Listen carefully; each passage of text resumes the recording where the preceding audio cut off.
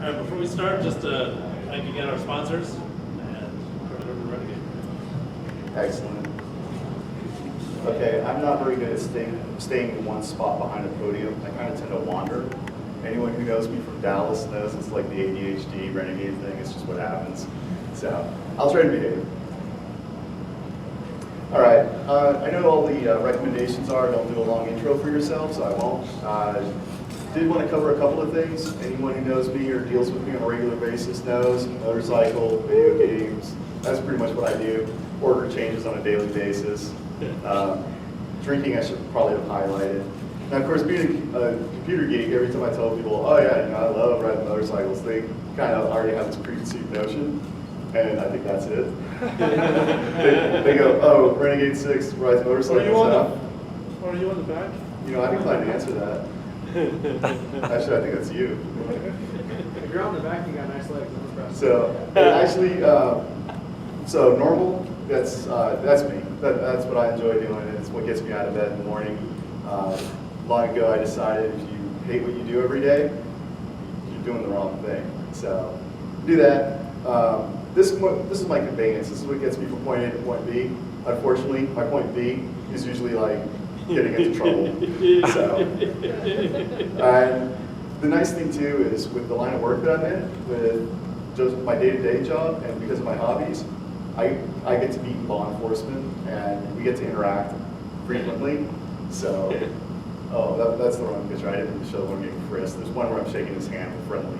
This was like 5 minutes after when I asked him a dumb question.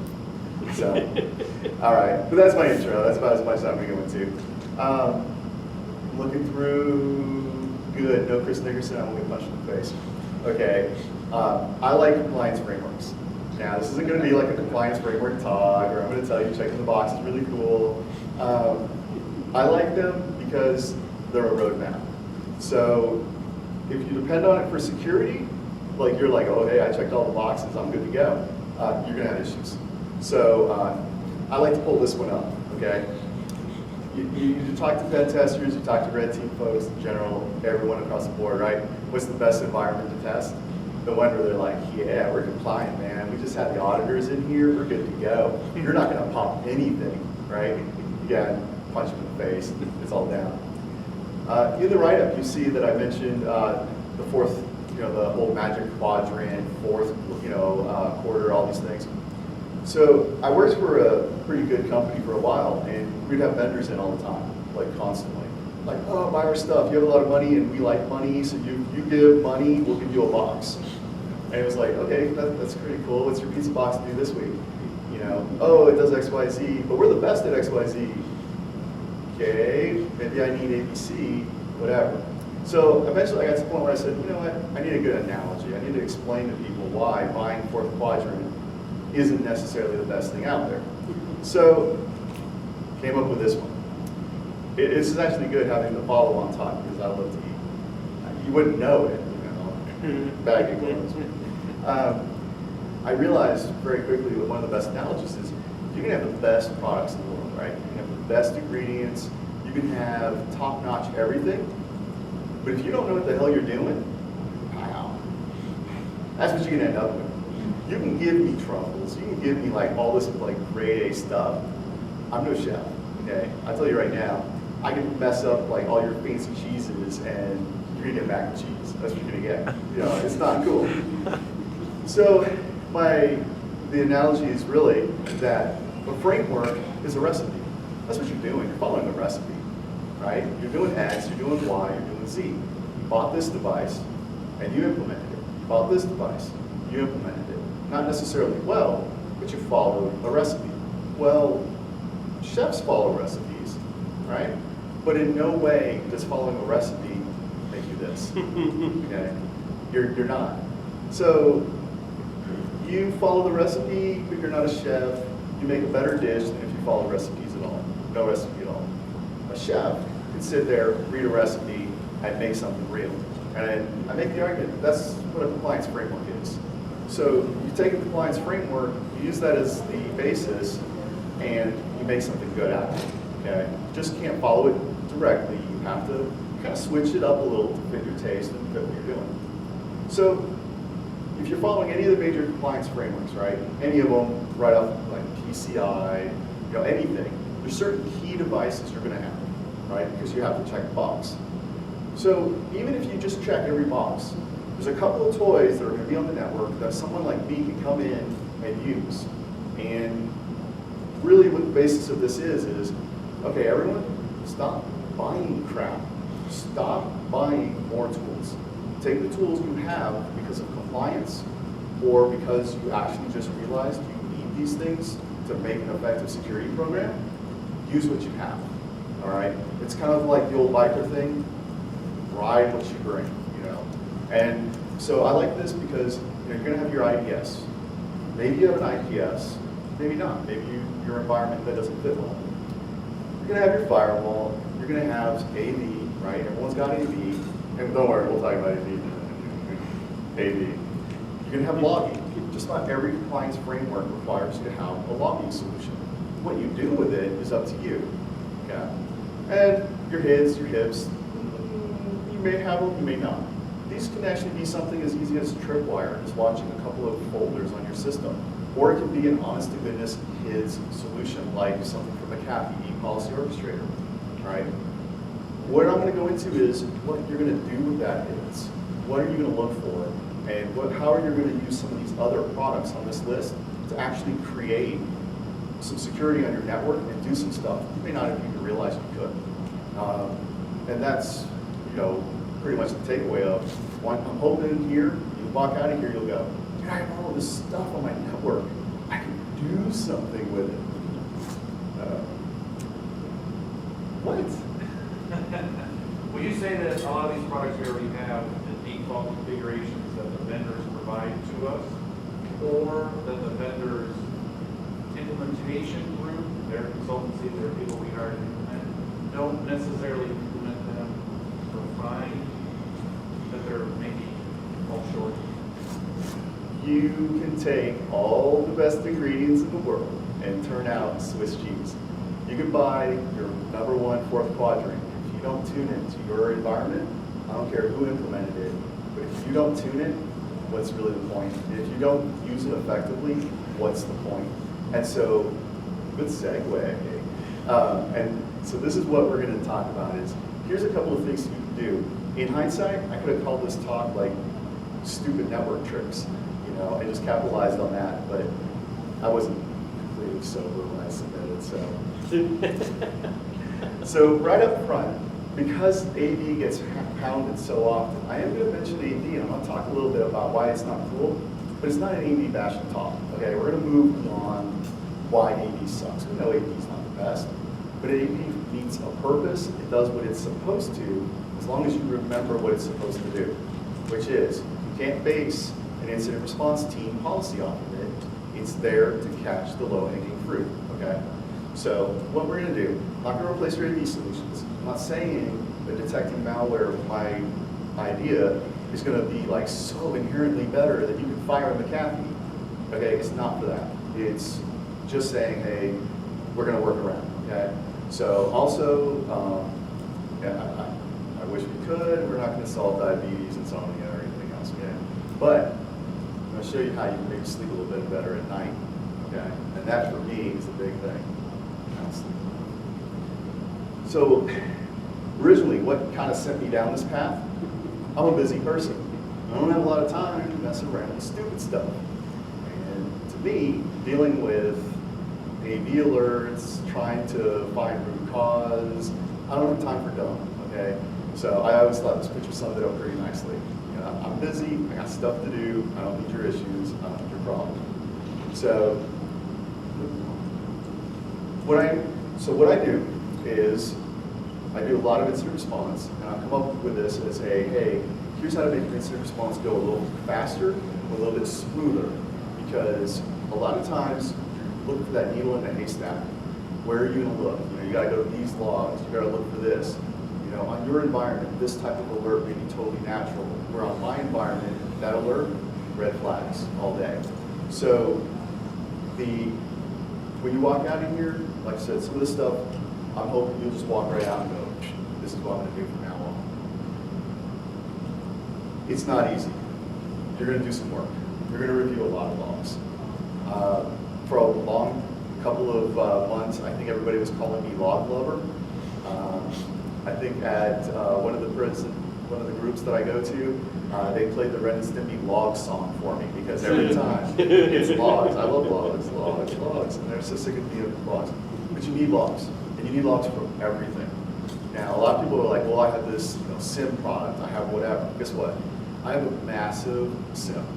It's ArcSight. It's ridiculously large. It doesn't do what I need. It alerts me on stuff, it shows me canned stuff, it does neat things, but it's not customizable to what I need out of it. So you have to be prepared to parse those logs yourself. And there's a lot of logs. Last count, the script that I'm running through and the logs that I'm parsing, it's not uncommon for me to hit about 10 gigs. So I have to parse through about 10 gigs worth of data. Why? Well, AV sucks, right? We know this. No, really, AV sucks. AV is not designed, nor is it going to catch some of the things that we need to be alerted to on a network. What are pen testers, red team people always say? I took the payload, I fed it through, I masked it, I took its virus total, and once it stopped being detected, I went ahead and used it in my pen test, right? Okay, yeah, that should be the key right there. We can't depend on AV. But a few while back, I think AV also gets slammed for some stuff that they shouldn't. When you had the whole New York Times getting compromised, right? They blame McAfee or they blame Semantic. Dude, that's your fault. You got compromised. You didn't pay attention to your systems. You didn't enforce baselines. You didn't react to alerts. Your incident response didn't do X, Y, Z. How are you going to blame AV? AV is not the driver for that. AV finds simple malware and does a little bit of logic, but not much. So we have to do the actual thinking and find those compromises. The other issue is AV isn't going to pick up system tools. When you get attacked, the average attacker isn't going to dump all their special tools onto your system. Why? They don't want them compromised. They want to use them. Plus, when you're looking at network traffic for your network, an environment you should know, you're going to notice odd traffic. You're going to see weird tools, right? How many people are going to pick up, Microsoft's RDP, right? You have Windows servers. Someone's logging into Windows servers. You have RDP traffic on your network.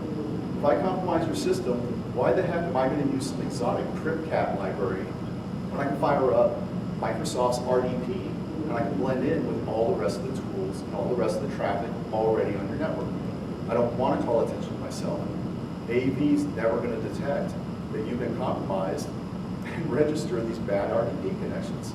Never was meant to. So to expect that out of it is just unfair. I did mention, right, AV cannot be counted on. Okay.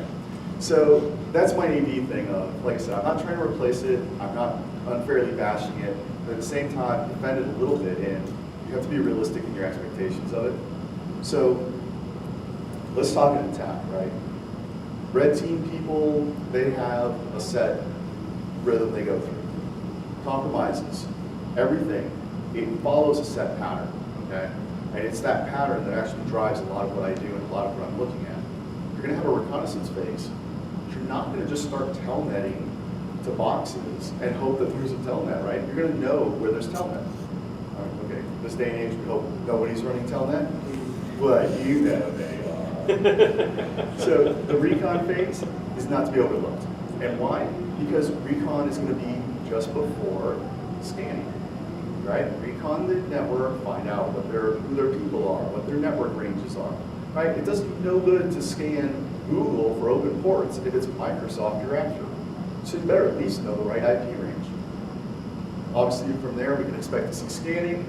Eventually, we should see some exploits against systems, right? And then they're going to want to keep access, and then they're going to try to cover their tracks.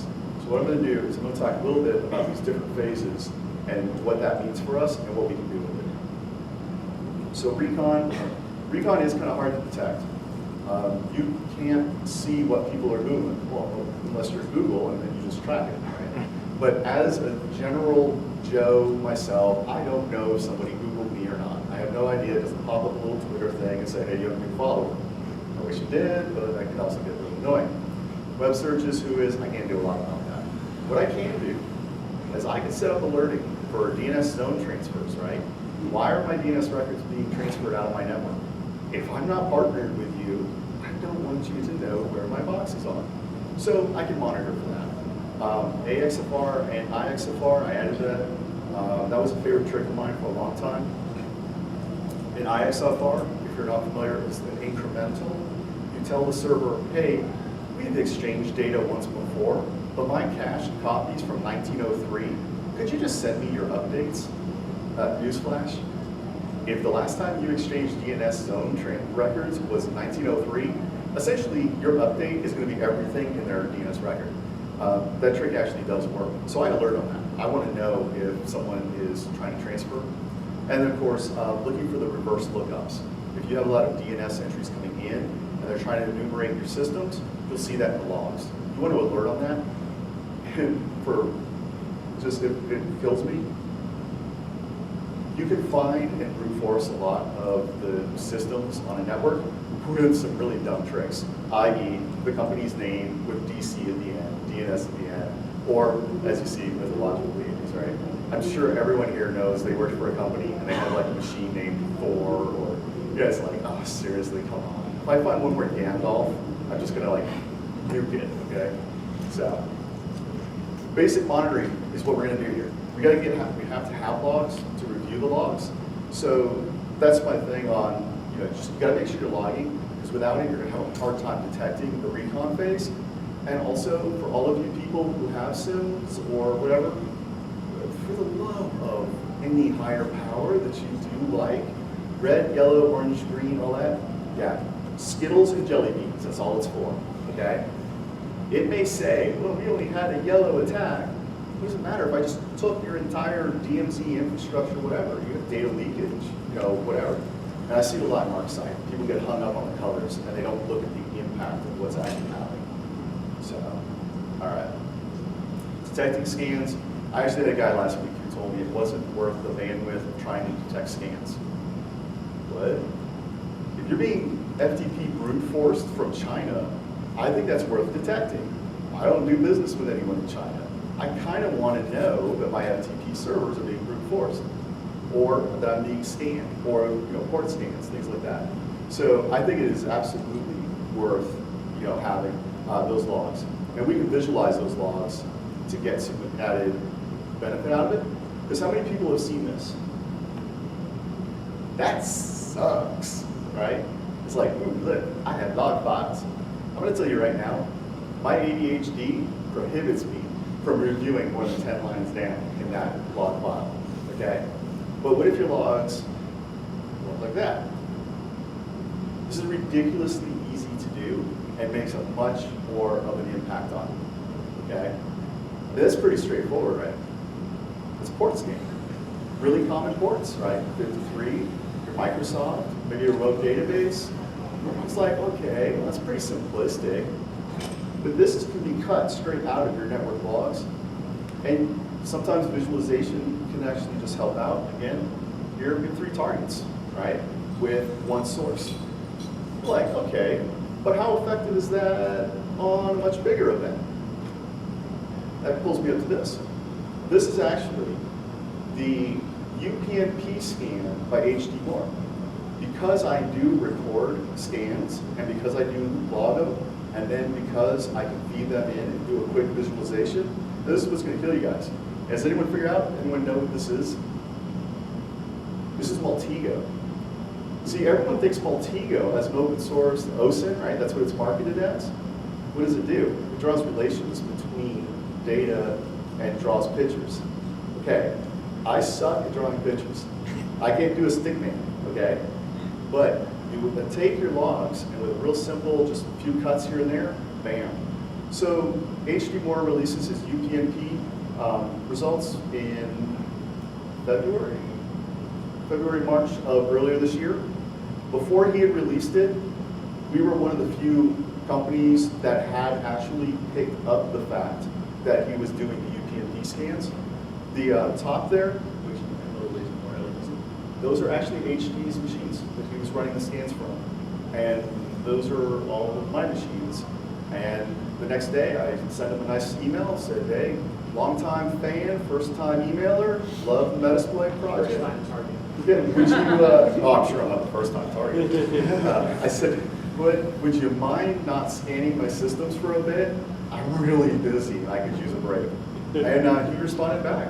He was like, yeah, no problem. And he did. Now, Shodan has picked up the slack, and I have those scans every day for UPnP. But the reason I like this is when I got a chance to sit down and attend HD's talk, he said very, very few people had detected it, let alone said anything about it. I would not have seen it if not for this. My logs are easily millions of lines every day. You get lost, the lines bleed into other lines, you don't see the relationships, you don't see that you have one system who scanned maybe 1,000 machines on one single port, when because of time and because of the massive amount of data you're dealing with, it's buried in there. So I find a quick visualization comes out of that. And so that's, like I said, I had no idea we were going to be scanned by HD until I did this. And immediately this stood out and just kind of went, you know, ding, ding, ding, you have a problem. So, and in general, it just makes it easier to read. Okay? Those logs don't mean anything to just look at them. You've got to be able to do something. It's got to be actionable. This helps draw that picture. So it can be something as goofy as this. I mean, I throw in timestamps, I throw in my source, my destination, and just what was the detection on the network. So, all right. For all the stuff on scanning, you can see a lot of these, watching for service scans, your FTP, DNS, all that. Just holding on to those logs. Now, I go down this path because I am going to tie this in towards the end. I'm going to show a couple of different things, and we're going to tie them all together just before we finish this off. So jumping gears, the big one, right? We're all worried about our users, right? There's certain key things about our users. Now, we would hope users don't have admin rights. You should understand they just want to go see kitties. You know, locats is awesome. And yes, I spend quite a few hours living my entire life worrying about what my users are doing at the moment. At the same time, you gotta be nice to them, right? What's a sysadmin with no users and no systems? Unemployed, okay? So, since they're not admins, this is one of the things that I noticed real fast working with system compromises. When you're looking at a system, you start seeing the patterns, and the patterns for infections almost all the time fall in the same areas. You see files being written to, accessed from pretty much your internet local temp, your app data local temp, and temporary internet files, right? Now, you make the point internet local temp and temporary internet files, pretty much the same thing. Vista versus Windows 7, you know, minor changes, things like that. Now, the reason for that obviously is when you are in the web browser, anything that happens obviously dumps to where the web browser reads and writes its data from, and internet local temp being one of the major ones. If you decide to run an application from the internet, but you don't download it completely, it will download to internet local temp and then execute out of temp. But that's also where hidden iframes, drive-bys, and everything else, they dump it all to that folder. So one of the things, like I said, we started noticing this right away, so I started monitoring for it. And right away, we started seeing results from it. Yeah. So what we did was just set up some simple HIPs rules, and or HIDs, both HIDs mostly for the detection, HIPs if you're going to try to prevent it. Let them run, and then every time they trigger, send that over to your logging solution. So now you have your network logs, and now you have programs executing out of internet local temp. You have those logs, all right? And like I said, we're going to throw all these things together before we leave here, and I'll show you why that's actually important. So exploiting systems, right? Pretty much, you know, we know that they're going to exploit our systems through our web browsers, Java, and anything Adobe's ever made. I bring that up because that's where you're going to find your exploits on your system. If they exploited Java, where do you find the malicious jars? In the cache, in the sun, and all that. If Adobe's getting popped, you find it in the Adobe trees. So by using app data, but then monitoring the different products, you can actually get a kind of a heads up as to what product was exploited based on what folder the trigger came from. So, indicators of compromise. This slide is hard to read on purpose. trust me, indicators of compromise are essentially XML style sheets that have the key data in them. One of the things, again, right off, you start realizing is, if you notice the first one is the zero access, we have our win login, and we have the Trojan, right? You see it again there. If you look on the third line down, you'll see, I'm sorry, it's actually the second one, where you see local settings, application data, the temp, again, and all users' application data, okay? So what we do now is we've started monitoring those areas, waiting for the triggers, and then we alert. So, does this work? Right? This is why everyone's here. This is part of it. Either that or there was a really good talk. No seats left. You came to see me. Either way, I don't mind. Thank you. So, our user, right? Oh my God, what did you do that for? So, typical AV alerts, like log files, they suck to read, right? Who wants? You don't want to review that. So, in trying to make them easier to read and in trying to detect them faster, I found a neat little trick. So most people in here, if I did tell you you could detect malware way faster and without a signature, that's a bonus, right? I mean, I think that's pretty hot stuff. Well, here was my first stab at it. Ugly system log, right? Now, there is actually, this system was compromised. And one of the things that I keyed in on was all of the command tool access by a network-aware application. Should network-aware applications be accessing the command line? Your user may be, but even then, most users don't use command line. They flip out when you see a little bit red, black box, and you tell them, dude, you're going to type ipconfig. They go, not me, right? So in this case, why is command exe being called, or being accessed by explorer.exe, right? That's no bueno. That's no good. So I was like, okay, well, this is kind of handy. This is heading in the right direction. I'm getting notified. And in this case, we did actually find it was compromised, and then these were the applications that were on it. I don't know about you, but if I install, I don't know, Microsoft Messenger, I expect it to be called Microsoft Messenger.exe or something similar, not, yeah, you can't pronounce that, right? Not random letters. So I was like, okay, this is good. This is a head start. This is heading in the right direction. Well, then I started looking at some more of my alerts, and I started seeing a lot of these ActiveX loaders. But then I said, this has got to be a precursor to something. The system gets this ActiveX loader warning, and then, so what? Well, we started noticing 6 days later, right after this thing's happened, it's being picked up. So what this is that you're seeing is, so on the 5th, I get this alert about this ActiveX loader that was coming out, and either from Windows Explorer or Adobe or whatever. Then 6 days later, the thing sets off the AV alert as having a Java exploit on it. And I'm like, oh, wait a minute. This is happening more than what could be happenstance. This is happening too often. I see an ActiveX loader, or I see an illegal API call, or I see this, and then that exact same system, just a little bit later, now comes up as a virus alert. So I said, I wonder, I bet we can do some more digging. Okay? So, typical virus alert, right? Came out 30 April. PS, password stealing, right? Everything's cool. It's pretty generic. This is what we expect. Until we go back and look and see that at least 5 days beforehand, I'd already picked the system up because we were monitoring we were using the HIDs on the system to monitor those local internet tabs, all that, monitoring the registry keys, and right in here you can see the SNK B00PT.exe being added, and the registry keys for that executable, which were the ones that were marked out as being the actual executables for the PSW Trojan. So right away, I was like, okay, slick. I'm now going beyond just saying, oh, this is odd, whatever. We're now getting to a point where we can now start detecting systems on the network that have been compromised or infected before the AV signature is even been released. And it makes sense because we're looking at what's going on in the system. We're not depending on this whole concept of a signature. signatures will always be a little bit behind because malware has to be detected, it has to be submitted, it has to be studied, the signature has to be written, the signature has to be QA'd, then it has to be released to the public.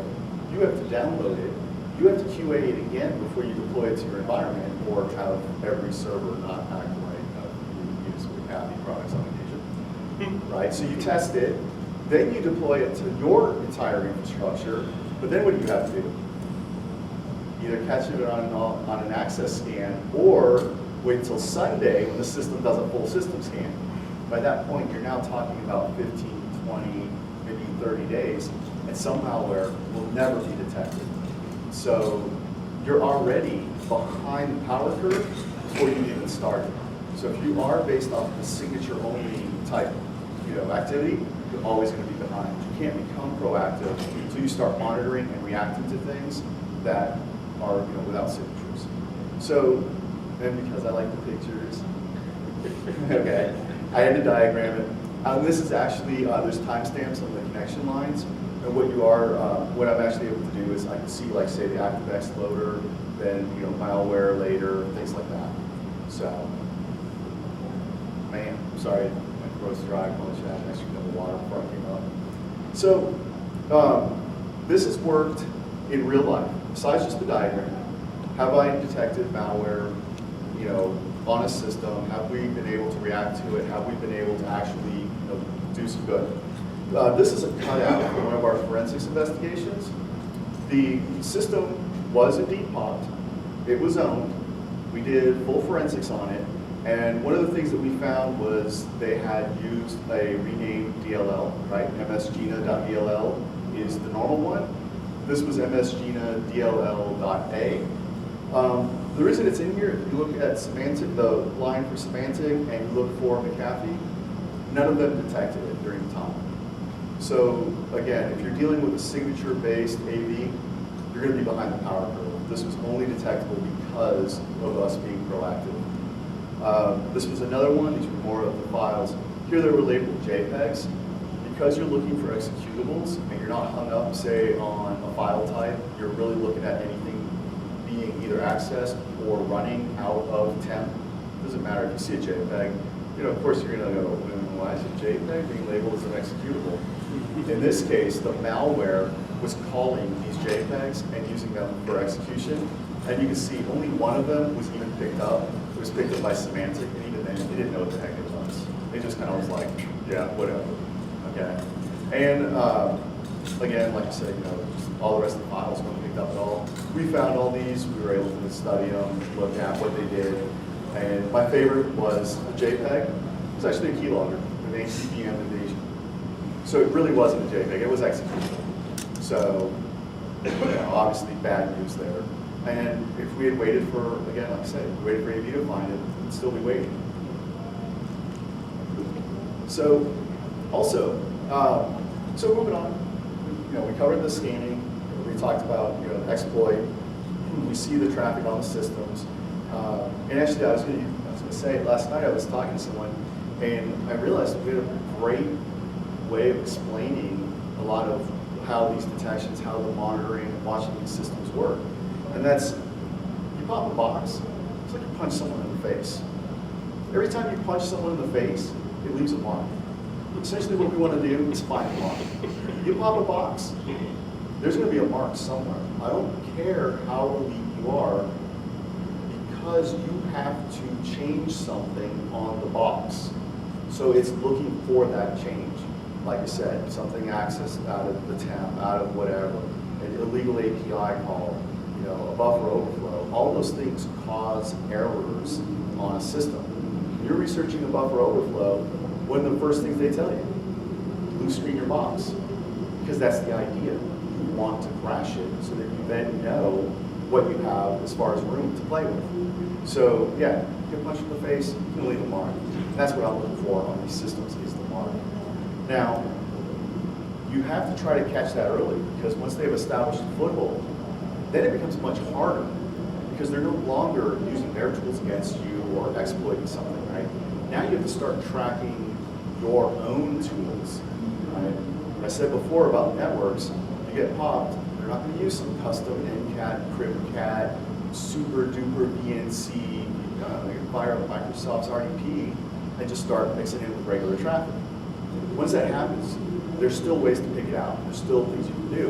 And visualization and having logs will come back and really help you in this. Realistically, should anyone see, okay, maybe you have really proactive Windows admins, but I don't. I do not see RDP connections at 3 a.m. from them fixing boxes. It doesn't happen. But if I see RDP at 3 a.m., go on to very select systems, and especially systems that recently triggered any kind of security alert, big red flag. Hey, this is an issue, you need to look at it. So obviously, your HIPs, HIDs, and sequencing those logs are really going to help. And then being able to draw the pictures to show. So, as a case in point, this is kind of a busy slide. And this is not just for one area. What this actually was this was a actual problem we had on our network. It was, the systems got, there was a few different actual areas to it. It was an APT of, we had malicious emails. From the email was a PDF attachment that was then ran, compromised the box. That box was then used to harvest credentials and then as a pivot to attack other boxes on our network. Now, it gets hard to follow when you're trying to timeline stuff, but because of having logs, because of using Altigo to draw the pictures and all of that, it makes it real easy to follow. For me, I know for the rest of you guys, you're like, what the hell? So up near the top, what you can actually is our people that were emailed. Obviously, the names have been changed to protect the dumb. They executed something out of the email. But malicious PDF, and from there you can see the PDF attachment reached out, compromised certain IPs. At that point, one of the system administrators remoted into one of the infected machines, which was had a keylogger installed. Once he logged in, they harvested his credentials, and they then proceeded to act as him. So this was the actual compromised account here that they were able to harvest it when he remoted back to here, and then they used his account to leverage out and attack the rest of the machines. So being able to do this, like I said, it's not super clear, but it's really easy to show an executive or show someone, this is the picture of what happened to you. Like how you have kind of taken over the barrel. Yeah, these are your people who opened the PDF. This was the payload for the PDF. This is what happened in the systems, and this was the compromise. And I do that because, again, the information has to be actionable. You need to be able to do something with what you see. For the longest time, a lot of what would go on in the network was reviewed by only a certain group of people. Your firewall people would only look at firewall alerts. Your IDS/IPS team would just look at IDS/IPS events.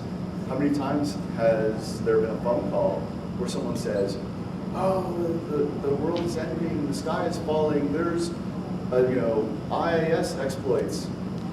Okay, we only have Apache web servers. I am not afeared what's going on. And it happens to really good companies too. Bruce Schneier had Counterping, and I can remember being drunk, very drunk, and getting called, like, oh, you have to head into work. I'm like, yeah, you understand, that's not an option. But you have back orifice raging on your network. Wait, back orifice on my network? Yeah, you're riddled with it. Really? Back orifice from 95 is all over my 2012 network. Maybe it's Cisco VPN. They use the same UDP traffic. And that's what it was. And I'm like, okay, listen, if you ever wake me up at 2 a.m. again for something as stupid as this, I'm going to curb stomp your face. Just to let you know. I'm going to pop your box, punch you in the face, and leave a mark. So, and then the other one that, of course, I did want to hit a little bit, data exfiltration. Data exfiltration can be kind of too tricky, right? What's the common stuff? Oh, hey, we'll bury it in a stream, we'll do whatever. Again, log files and log file visualization helps immensely.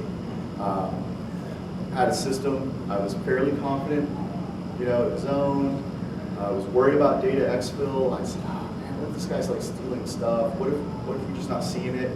So I went ahead and went back to the logs, pulled all the IDS, IPS, network-based IDS, IPS, firewalls, I used Bro IDS, read through a bunch of stuff, visualized it, bam. What stands out immediately, this guy was a massive Tor user. And when we actually went back and started looking, it was some of our data in that Tor. He was using Tor to exfil data. So, you know, again, being able to visualize, you know, what you have on hand helps quite a bit. Covering tracks. This is a hard one, and you actually, if you're doing all of the stuff from before fairly well, you'll detect this because you won't have anything, which I know sounds pretty dumb, but if they delete all their logs, guess what happens to your log analysis framework method of doing business? There's no effing logs to look at. And so that's actually the detection for this. So I would be like, yeah, you can graph it, but that would just be this slide in white. So, you know, that's how it works. So deleting logs, hiding logs, your tunnels. When you have a framework that's so focused around logs, the lack of logs is actually, like I said, that's what's going to keep you up. Now, I realized that I kind of gone through, actually gone through fairly quick. There was some points that I wanted to cover. I realized I missed one. The DNS poisoning would have been back a few with the network portion. I do a lot of DNS poisoning, and I highly recommend that DNS poisoning gets added to your repertoire of tools. You're already looking for network-based detections. You're looking for the signatures that are coming across the wire. You're looking for possible host compromises. However, what do most people do when they find a bad domain?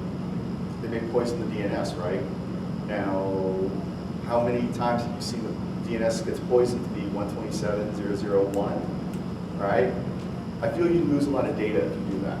You don't see the three-way handshake, you don't see the URL that was requested, you don't see the ports necessarily. You just know that when this malware tries to execute, you tell it that its command and control channel is localhost, you get nothing.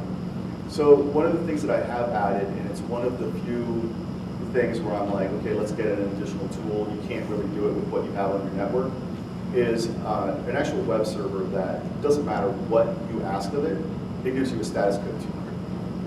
You say, hey, I want like the hot firefighter, swimsuit calendar.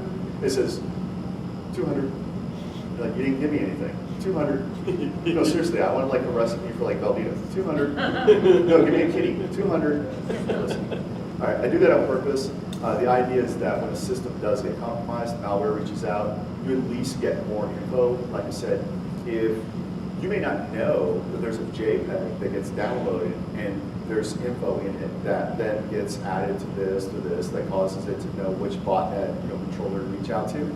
But when you start intercepting all of those calls and then reverting them to your log files, you can actually add just that one more layer of detection, one more layer that you can see. But one word of warning, if you do take a system that responds to 200 to everything, let your vulnerability scanning team know, because your vulnerability scanner will cry and the person who reviews the report will be like, oh my God, there is a system on our network and it's vulnerable to everything. Wait, what do you mean it's vulnerable to everything? Like, what about the, no, it's vulnerable to everything. Yeah, I kind of forgot to tell the scan team, and it was a Monday. By Wednesday, they finally called me. They're like, look, this thing is so jacked up, you're the only person who could possibly be at, to blame for this. And I was like, oh, I forgot what I did with that. Oh, cool, thanks. They're like, no, this wasn't like a request of, oh, hey, by the way, we found the server. It was, get this damn thing off the network. And I had to explain to them what it was.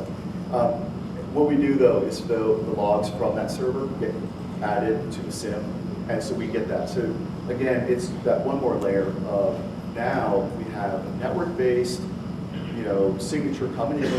We know this system was targeted with something.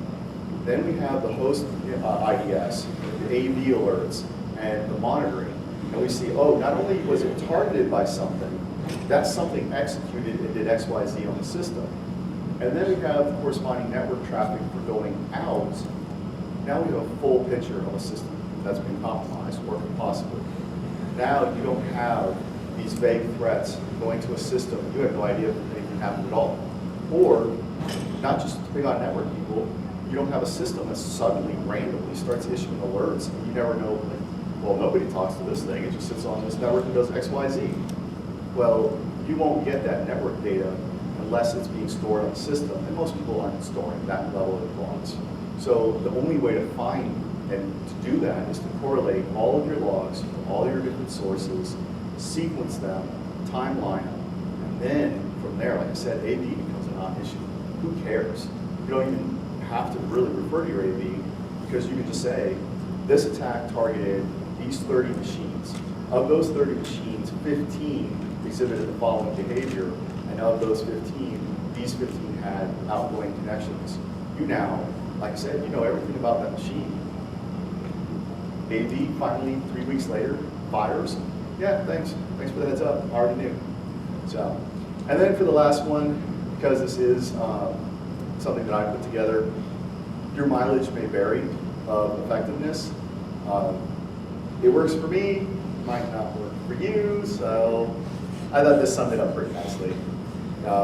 You know, using this kind of system, trying to move down the log analysis, trying to implement this on your network, go one of two ways. So, like I said, the mileage may vary. I've had pretty good luck with it. Hopefully, you know, like I said, take some of those system folders, think of ways you can monitor them on the network. Look at your SIM solution, see if you can't sequence those logs a better way. Monitor for a few different things that you may not have thought of to monitor. And like I said, the big thing is just mashing those things together, trying to get some good data out of it. And then of course, you know, there's people out there a hell of a lot smarter than me doing this stuff. Actually, I see him in the crowd. Mike's going to be talking about some stuff tomorrow. It's actually extremely eerie, the similarities. Like I said, my system is, I really try to say, hey, look, stop buying all this garbage. Don't buy fourth quadrant, don't buy magic quadrant, it doesn't matter. Because if you don't leverage it, it's doing nothing for you. You're going to buy someone a new boat, you're going to put someone's kid through college, that's fine and fantastic. But leverage the stuff you have. You're generating logs, review those logs, throw a simple visualization out of it, bam, you're golden. So that's it for me.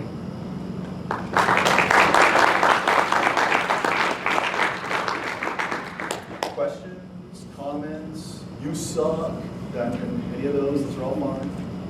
Oh, shoot. Do I have to be circumcised to use this tool? No. Nice. No, like some of the guys like there have seen this before. I've done bits and pieces of it. I like to try to get usually a little bit more animated, but I'm trying really hard to stay behind the podium. So it has, you know, it's affected it a little bit. Come on, real question. Come on. Test me with this. Yes? You said something about how you have millions of lines of logs coming in. What do you use to process that for the visualization? I didn't throw it in here. Well, I'm sorry. I started talking before you finished. You said the visualization. I was looking at the visualizations. They're nice, cute little visualizations. You pulled out those billions of lines. I love my visualizations. All right, let's see if I can do this. Because last time, so it's not ready for like prime time. I would like it to have been. I sat down and what I did, because you're exactly right. Now, I'm not going to show my desktop until I get to the cool spot because I don't want you to see like all my like total tart stuff that I do and stuff like that. All the inappropriate stuff on there. Actually, you know how they say you can tell a lot by a guy by his toolbar? Apparently I'm very dull because the only thing on my system is like core impact and whatever. And that's not like saying, oh hey, everyone go out and write core impact. I'm just saying like I'm one of the lucky few who got a key for my organization. Otherwise than that, my desktop's very generic.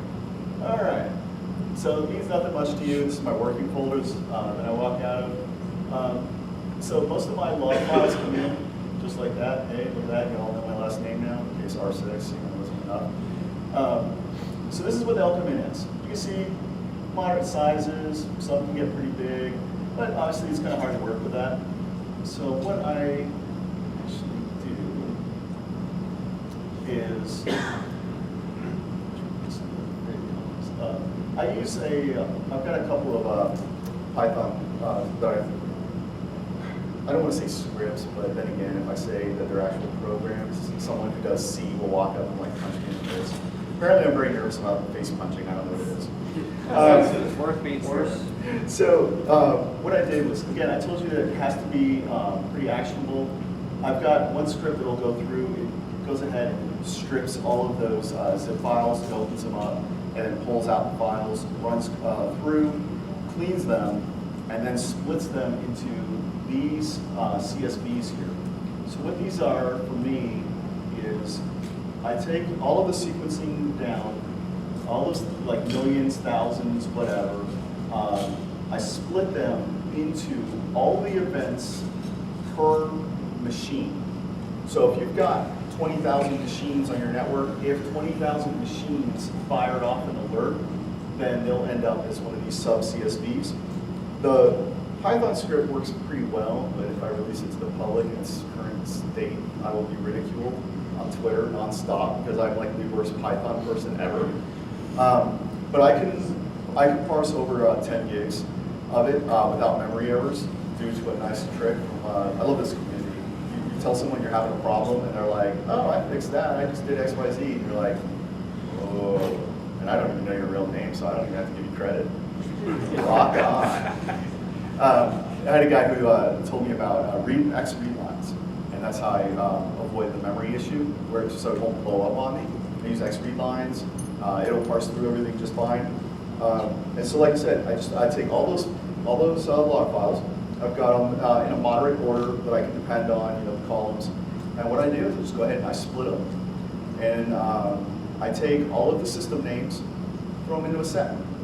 I mean, Python's fantastic for that. I take all of the network detection, all the signatures that were fired, throw those into a set. Take all the user accounts, throw them into another set. The reason I do sets, there's no sorting involved. Sets only hold unique values. So originally I used to try to sort the values and grab unique and do all this stuff. And my script would take like 9 hours to run. And I was like, oh, wait, that's stupid. Why don't I just throw them all into a set and let algebra take its course? So I throw everything into a set, and then I just enumerate through the set.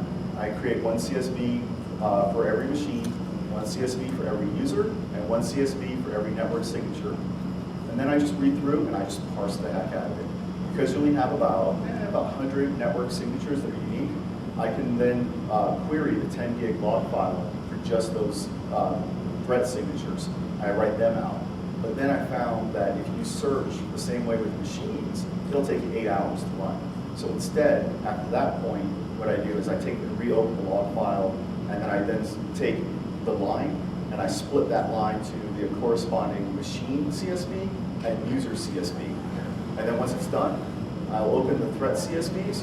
I'll see your snip, ActiveX loader, whatever.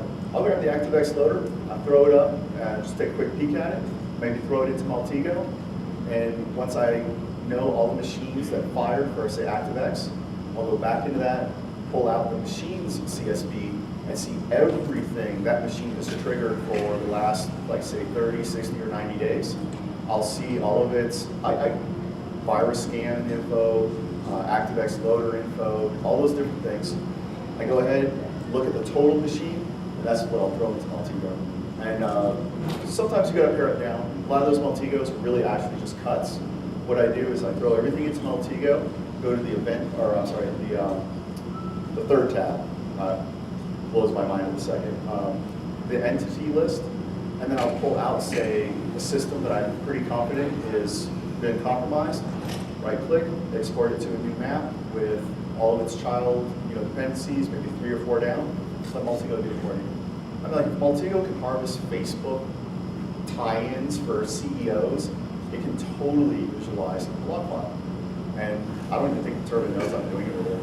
They probably just think I'm like some random person who bought a Maltego server because I'm like really like Maltego. No, actually, I have a Maltego server to eat my log files because it doesn't better than say Splunk. Or I love Splunk, but it doesn't visualize it. It shows me patterns.